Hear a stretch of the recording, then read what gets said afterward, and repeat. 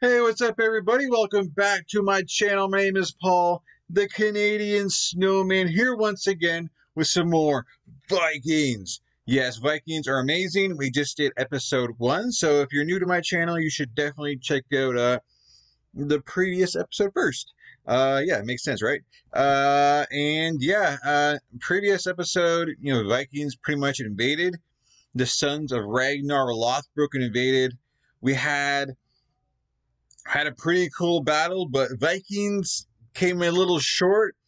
They didn't realize that Aethelred, kind of had to do some praying before his battle, and yeah, they didn't realize, that his praying would take a little while, and then after the praying, apparently the praying worked because he flanked them all, and yeah, the Britons won the battle, and the Vikings were pushed back, kind of to their not their homeland, but the little settlements they have already up there, in England, kind of thing, kind of northern area, whatever, you know what I'm talking about. If you watch the video, you guys know what I'm talking about. If you don't know what I'm talking about, you definitely need to watch the previous video. But yes, so right now, the Vikings are not the best, I guess, right now, as far as I think they're like 0-1 now, I guess, in battles here. But yeah, and yeah, definitely you guys, definitely obviously from comments, uh, basically nothing's like the TV show except for like the names, or definitely I recognize like all these names, like Aethelred, and then the Viking brothers, you know, and obviously the towns or areas, they're the same names, uh, not used. Not used in the same way that were in the videos, but so just names are familiar. But other than that, I know that it's not the same as the TV show. But the TV show is still amazing, right? Even though it's kind of fiction. But yeah. What else is there? I don't know. It's pretty amazing. We're gonna jump right into it. The Battle of Edington, 878. So this is like a few years later. So Great Heathen Army. I'm assuming the Great Heathen Army is gonna gather their forces for another attack. That only makes sense unless basically Britain is going to push them back, and try and push them off their land. So it's going to go one way or the other. I can't. I got the Vikings got to come out on top here, right? Because you can't have a Viking series and have Vikings win at least one, right? So that's what I'm hoping for, or at least what I'm expecting. I just want a cool battle. Anyways, yeah, we're gonna jump right into this. Before you do, if you haven't yet, please hit that like and subscribe button below, please, and thank you. And yeah, we're going to jump into it. 3, 2, 1. Bam. Kings and Generals, awesome channel. In 865, the invading Great Heathen Army swept through Britain like wildfire, and after 6 years of violent struggle, the political map of Britain had been completely redrawn. The ruling dynasties in East Anglia and Northumbria had been swept away and their lands taken by the newcomers. Mercia teetered on the brink of a total collapse, its east flooded by marauding Scandinavians. Various rulers of Pictland fought on to retain their independence, and even the Welsh had their fair share to deal with. Yet one kingdom remained intact.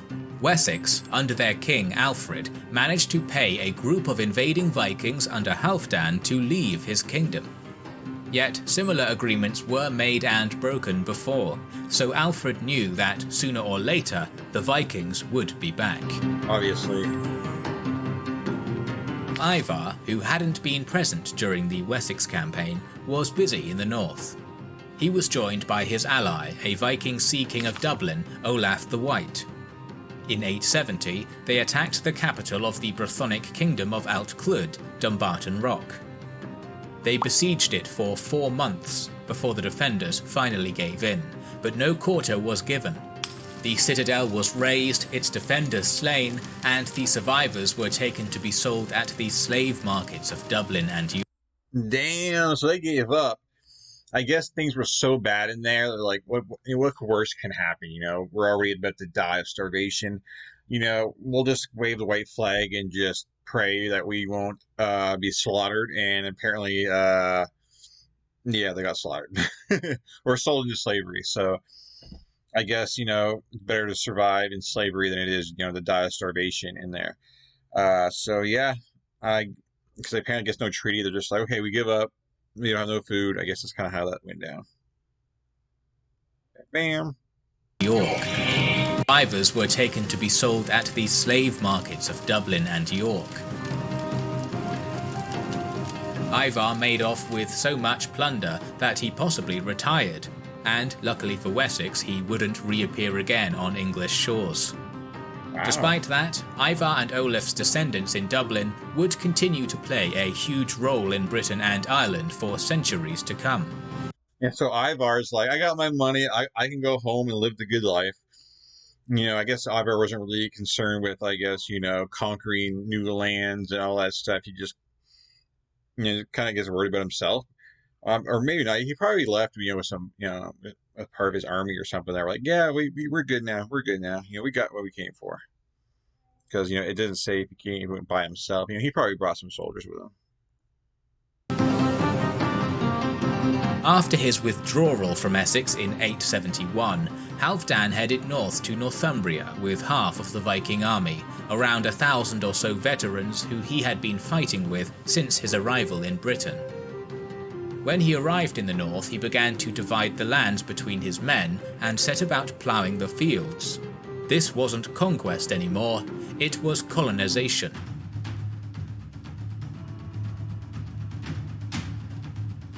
Meanwhile, in East Anglia, the second half of the army that had attacked Wessex was now under the command of a newcomer. Guthrum and his great summer army had provided a breath of fresh air into the now exhausted veterans of the initial expedition. And now, along with Halfdan's warriors up in Northumbria, they set their eyes upon carving up the severely weakened Mercia. Alfred's brother-in-law, King Burgred of Mercia, was forced into exile in 874, and a puppet ruler, Ceolwulf, was put in his place while the Vikings divided up the land. Wessex now stood alone, the last Anglo-Saxon kingdom not to fall. In 875, the Vikings started to test the defences of Alfred's kingdom. Small fleets of 5 or 6 vessels continuously raided, showing Alfred that invasion was possible from any direction. Like all of the Anglo-Saxon kingdoms, Wessex had an army of levies that could be called upon in times of war. These farmers fought with what equipment and armour they owned, which usually wasn't very much. They weren't a professional standing army like the Scandinavians. After the campaign season was over, they would traditionally return back to their lands as they had done for generations. Alfred's personal retinue of professional warriors probably only consisted of a few hundred men. Guthrum, on the other hand, had many thousands of warriors, the vast majority of them hardened from a lifetime of war. They could live off the land, and as long as they could keep supply lines open with East Anglia and Mercia, they could ravage Wessex almost at will. In 876... So it's almost like, I think Alfred kind of has to get his army and bring the battle to the Vikings more, right? Because they can just attack whenever they want to, and Alfred probably won't have time to get all those people, levies together to make an army. I mean, does Alfred, have better equipment? Are they more advanced? I'm not sure how this time period is. I know for Britain, do they like better like swords and armor and stuff? Do I think they do? I'm not, but I think I have no idea. But it probably doesn't matter anyway because he's completely outnumbered, definitely as far as quality warriors are concerned. I mean, I guess you have, the men, they're fighting for their land, for their livelihood, the people in Wessex. So, they definitely have that going for them. So, interesting to see how this plays out. At will. In 876, Guthrum thundered across Wessex with a large host of mounted warriors. He defeated a small force of West Saxons led by Alfred on the south coast and seized the important regional town of Wareham. Alfred sued for peace again, and Guthrum accepted, both sides probably hoping to buy more time. Huh. The next spring, Guthrum was on the move again, and this time he headed even further to the west. His target was Exeter. Exeter provided a number of options for Guthrum should he need to retreat. Yet there was also another reason why Guthrum had chosen to take his men there. He was drawing Alfred away from a second threat. Oh no!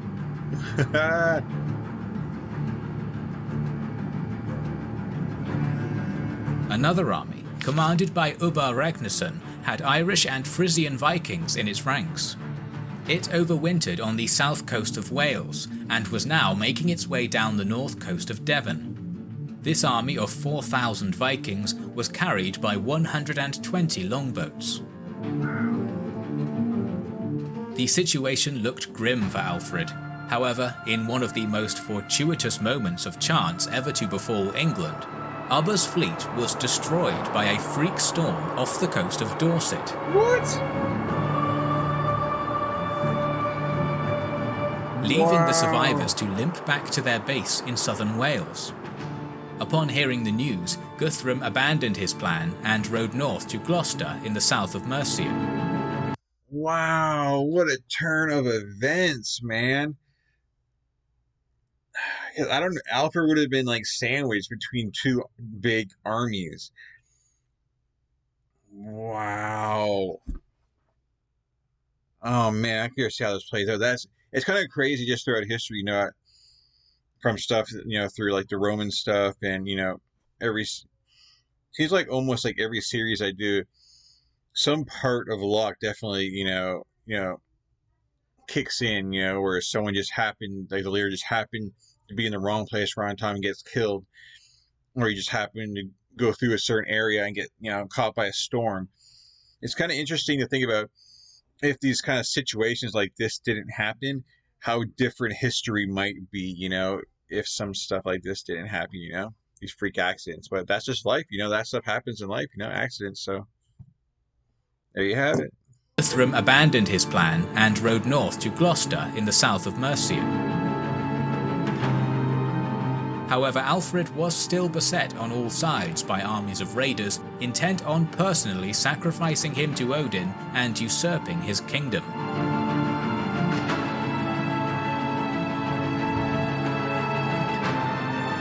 On the 6th of January 878, in the midst of the Christmas festival that was an important part of Anglo-Saxon culture, Guthrum threw all of his cards on the table and suddenly appeared at Alfred's royal estate at Chippenham with a mounted force of his best outriders. This surprise attack, possibly launched in conjunction with treacherous West Saxon ealdormen, very nearly ended Alfred there and then. He barely escaped with his life, with just a handful of followers, whilst Guthrum sent his warriors in swift pursuit. Alfred fled west deep into the marshlands of the Somerset Levels, at the time a vast area of undrained boggy wetlands. He knew the area well, having spent much of his youth there, while Guthrum had no such knowledge of the intricate riverways and secret paths. Alfred set up his base on the island of Athelney in order to make his final stand with just a few hundred followers. What? Few hundred? Had Alfred failed, or given up and ran like Burgred of Mercia did, England would have become Daneland. Guthrum stood on the very brink of becoming king in not just East Anglia and parts of Mercia, but Wessex too. For the next several months, it was Alfred who was forced to launch raids into his own kingdom, now overrun by Guthrum's warriors. After hearing of Guthrum's success, Ubba returned to Wessex to take part in the division of the kingdom, this time with only 23 ships. Wow. He made landfall somewhere in northern Devon, near a fortress called Arx-Kinwit. This location was selected with intent to corner Alfred in a pincer movement after his withdrawal to the wetlands of Somerset. Rather than the easy campaign he had hoped for, however, Ubba was met there by the ealdorman of Somerset, Odda, who had levied his fyrdmen to drive out the invaders. It was there, at the Battle of Kinwit in 878, that Ubba, the last living son of Ragnar, was struck down in battle.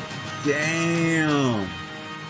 Guthrum was left overextended by the destruction of Ubba's force at Kinwit, and this appears to have allowed Alfred and his ealdormen to break up Guthrum's exposed supply lines and lines of communication.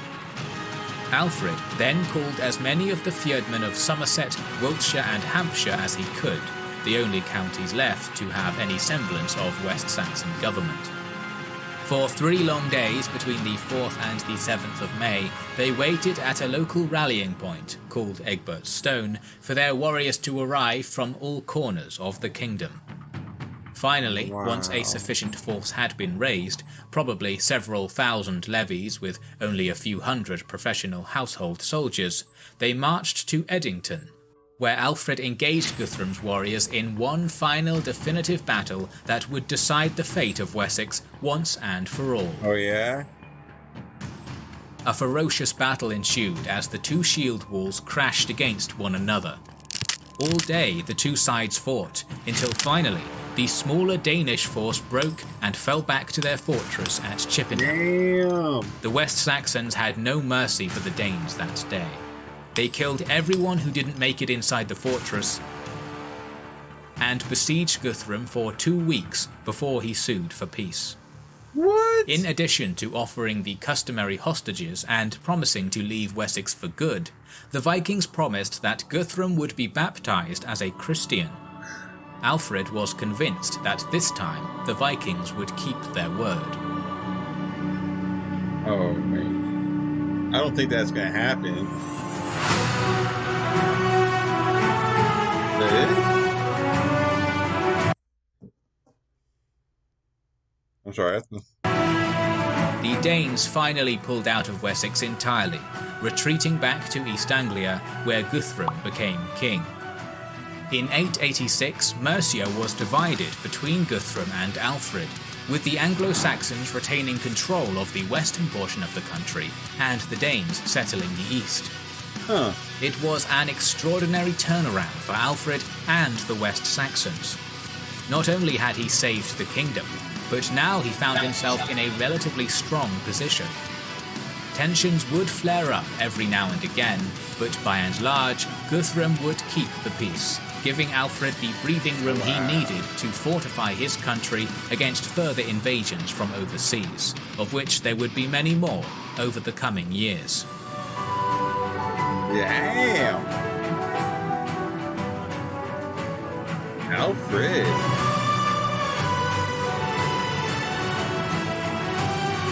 Thank you for watching the second documentary in our series on the Viking invasions of Britain.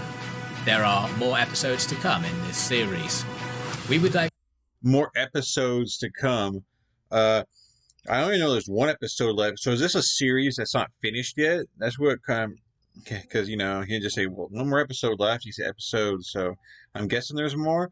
But anyways, so yeah, this definitely Alfred just kicking butt. I mean, Wessex. I mean, a big part of that I think was luck. The fact that Ube's army got slaughtered in the water. I think if Ube makes it there, I think there's a good chance that, you know, the Danes just overpower them. But, you know, Alfred, you know, pretty smart dude. I mean, they had guys waiting for him when Ube's small force to come across. I mean, they had guys waiting for him. I guess they were expecting that, or they had some intel that Ube was going to do that. Crushed them, and after that, you know, they had the numbers after that, and so they used their numbers, and yeah, they pushed them out and crushed them and got peace. I wasn't sure, like, part of the truce would be like they kick him off the land entirely, like, you know, back across, you know, the way, like out of like Britain completely. But I guess that's not realistic, you know, to get all that land back for themselves, kind of thing, you know. So, but wow, you know, I'm definitely impressed with Alfred. I'm expecting. I thought the Vikings, you know, would kind of march in there and kind of overpower them, maybe have their way. I guess, you know, strategically, Alfred, I guess, is just, you know, I guess, I don't know, a little smarter and maybe the Danes, the Vikings, aren't used to that kind of warfare. They're kind of used to like not like the tactics, not used to maybe Alfred's kind of tactics. They're probably just used to like charging, bam, done. I'm sure there was a lot more strategic going on Alfred's side with his army probably. But I don't know, man. But I really like this episode. Really cool, interesting, keeping things fresh, and definitely not following the formula of the TV show, which is really nice and a breath of fresh air. So you're not this ain't really going to give anything away if you watch the TV show because storyline's pretty much totally different. So anyways, yeah, guys, please hit that like and subscribe button below, please, and thank you. I hope you enjoyed this video. And yeah, we'll definitely catch you guys in the next episode. Always a blast. Thank you guys for watching. You guys are amazing. You guys have an amazing night. And I am out of here. Peace.